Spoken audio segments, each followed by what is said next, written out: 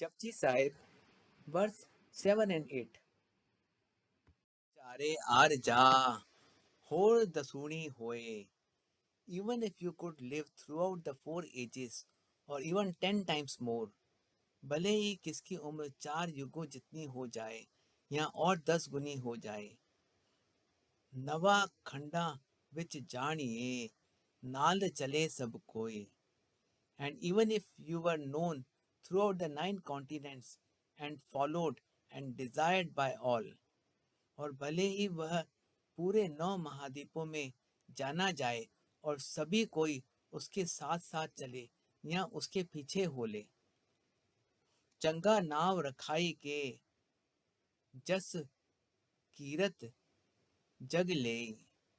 By keeping a good name, having a good reputation, and attaining praise and fame throughout the world. अच्छा सा नाम रख के और खूब नाम कमा के इस जग में यश और कीर्ति प्राप्त कर लें. जे तिस नदर न आवई तब बात न पूछे के. Still, if you are not free from vices and does not have God's glance of grace, then no one will even ask about you in the court of the God. Then all your name and fame is useless. पर अगर विकारों से मुक्त नहीं हो सके और परमात्मा की मेहरबानी की नज़र में नहीं आ सके तो प्रभु के दरबार में उसकी बात भी कोई नहीं पूछता. अर्थात इतना मान सत्कार होना भी तब व्यर्थ है. कीटा अंदर कीट करी दोषी दोष घरे. Such a man is a lowly insect even among insects, and even the contemptible sinners would hold him in contempt. He is declared guilty and is blamed for being fallen in vices and for forgetting the God's name in his ego. ऐसा मनुष्य कीड़ों में भी एक तुच्छ कीड़ा है और घृणित पापी भी उसका तिरस्कार करते हैं. ईश्वर उसे दोषी करार देके उस पर विकारों में ग्रस्त रहने का और परमात्मा के नाम को भुलाने का दोष लगाते हैं. नानक निर्गुण गुण करे, गुणवंतियां गुण दे. Nanak says, God creates virtues in the unworthy, virtueless, and bestows more virtues on the virtuous beings. Nanak कहते हैं, भगवान निर्गुण गुणहीन मनुष्य में गुण पैदा कर देते हैं और गुणी जीवों को और भी गुणी बना देते हैं. तेहा कोई न सूझई जीतस गुण कोई करे. I cannot think of anyone who is capable enough to impart virtue onto him. मुझे ऐसा कोई नहीं सूझता जो इतना सक्षम हो कि उस प्रभु को गुण प्रदान कर सके.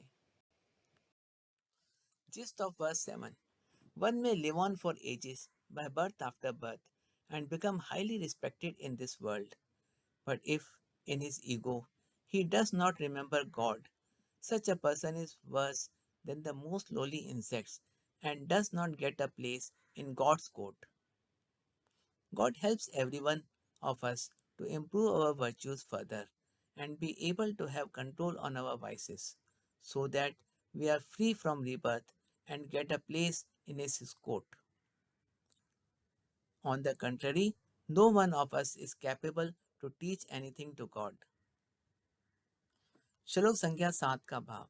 चाहे कोई व्यक्ति युगों युगों तक जीवित रहे और बार बार जन्म लेता रहे और इस दुनिया में अत्यधिक सम्मानित हो, लेकिन अगर वह अपने अहंकार के कारण भगवान को याद न करे तो वह तुच्छ से भी तुच्छ कीड़े से बदतर है. वह ईश्वर की कृपा से वंचित हो जाता है और उसे ईश्वर के दरबार में स्थान नहीं मिलता. लेकिन ईश्वर हमें गुण पैदा करता है और हमें अपने विकारों पर नियंत्रण रखने में सक्षम बनाना सिखाता है, ताकि हम जन्म मरण से मुक्त होकर उसके दरबार में स्थान पा सकें। इसके विपरीत हम में से कोई भी ईश्वर में गुण पैदा करने में सक्षम नहीं है। सुनिए सिद्ध पीर Surnath. By listening to the praise of the Lord, one becomes Siddh, Peer, Dev, Nath, proven saint and demigod। प्रभु का नाम सुनिए और सिद्ध, पीर, देवता व योगी, नाथ वाला स्थान प्राप्त करिए। सुनिए धरती, धवल आकाश। Listen to the praise of the Lord and find the Lord pervaded everywhere in the earth, the support behind the earth, the sky and the worlds above the sky। प्रभु का नाम सुनिए और धरती, धरती के नीचे का बल, धरती का आधार, आकाश और आकाश के अनेक लोकों, सभी में प्रभु को व्याप्त पाइए।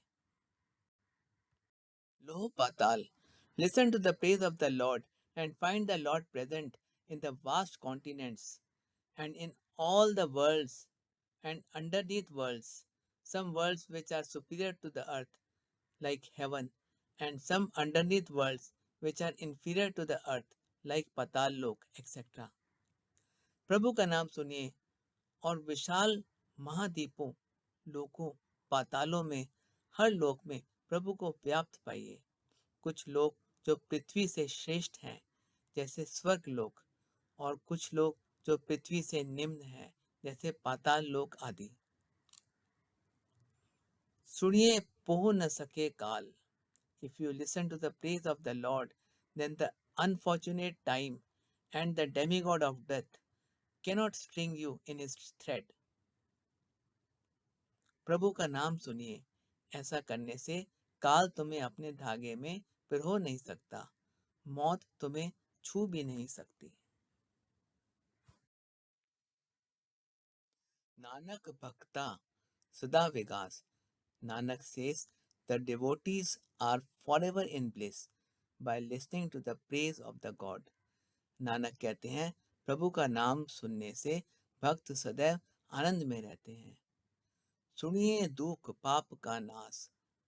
Listen to the praise of the Lord and by this sorrows and sins are destroyed। प्रभु का नाम सुनिए, इससे दुखों व पापों का नाश हो जाता है। Gist of verse 8। Those who listen to the praise of the Lord always remain happy, and all their sorrows and sins are gone। They see the God omnipresent everywhere in the universe। They become Siddha, Peer, Devta, and Nath, and even the death cannot touch them। श्लोक संख्या 8 का भाव। जो प्रभु का नाम सुनते हैं, वह सदैव आनंद में रहते हैं। उनके दुखों व पापों का नाश हो जाता है। उन्हें प्रभु सारे खंडों ब्रह्मांडों में व्याप्त दिखता है। उनको सिद्ध, पीर, देवता व योगी, नाथ वाला स्थान प्राप्त हो जाता है और उनको मौत छू भी नहीं सकती।